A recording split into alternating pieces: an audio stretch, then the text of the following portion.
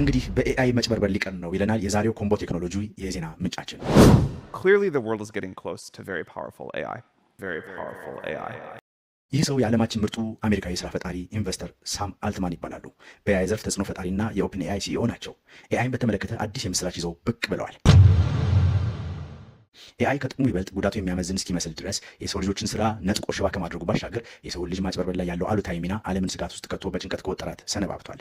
የኤአይ እድገት ለያዥ ለገናዥ ባስቸገረ ፍጥነት መፈርጠጡን ቀጥሎ ሳም አልትማን እንዳሉት ከፍተኛ መራቀቅ ላይ በመድረስ ኤጂአይ ወይም ደግሞ አርቲፊሻል ጀነራል ኢንተለጀንስ የተባለ ከሰው ልጅ በተሻለ መልኩ ስራን ማከናወን የሚችል የሰው ሰራሽ አስተውሎት ቴክኖሎጂ ላይ ተደርሷል። ከሰው ልጅ በተሻለ የሚሰራው ሲባል ደግሞ መጥፎውንም በጎውንም ማለታችን ነው።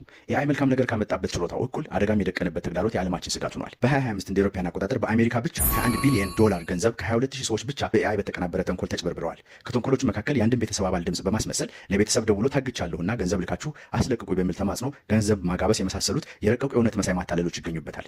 እዚህ ላይ እንደኔ ፎቶግራፍ እንደምትመለከቱት አንድን ሰው የታመመ መስሎ በመቅረጽ የጎፈንድሚ አካውንቶችን ከፍቶ ገንዘብ መሰብሰብም ይቻላል። አልፎ ተርፎም ኤአይ ትላልቅ የኦንላይን ስብሰባዎች ላይ የአንዱን ከፍተኛ ባለስልጣን ስብዕና ተላብሶ በመሰብሰብ ውሳኔ የማስቀየር ብቃት ላይም ከደረሰ ቆይቷል። ይህ የዲፕ ፌክ የማጭበርበር ደረጃ በ2025 1210% ጨምሮ ታይቷል። በዛሬ ጊዜ በየትኛውም የእውቀት ደረጃ ያሉ ሰዎች የኤአይን የዲፕ ፌክ ይዘትን ከእውነተኛ የዓለም ይዘት የሚለዩበት የብቃት ደረጃቸው ከ24 እስከ 55% ብቻ ነው። ያ ማለትም 100 የኤአይ ምስል ቢሰጣቸው ኤአይ ነው ብሎ በእርግጠኝነት መለየት የሚችሉት ቢበዛ 50ውን ብቻ ነው። ቀሪውን 50 እውነት ነው ብሎ ይቀበሉታል እንደማለት ነው።